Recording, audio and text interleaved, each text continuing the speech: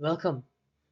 In this tutorial, we'll write a JavaScript program that finds the largest of five numbers using conditional statements. This is a great example to practice using nested if-else logic. We'll also display the results of using console log or an alert box. Let's dive in.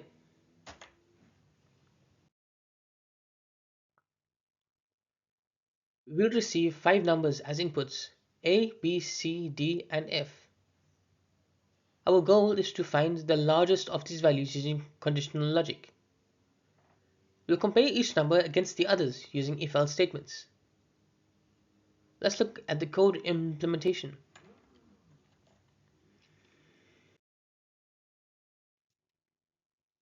We assign values to variables a, b, c, d, and f. Then, using a series of if-else statements, we compare each number to the others. The largest number is printed using console log. This approach ensures all cases are checked.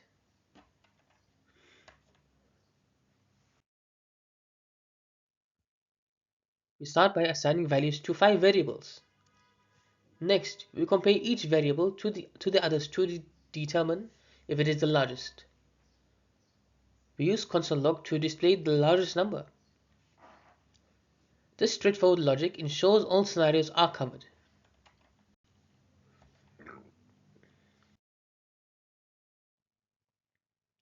Let's analyze some examples.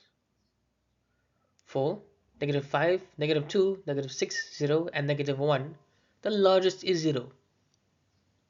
For the second example, the largest is 25. Even if all numbers are the same, the result is consistent. This shows the reliability of our approach.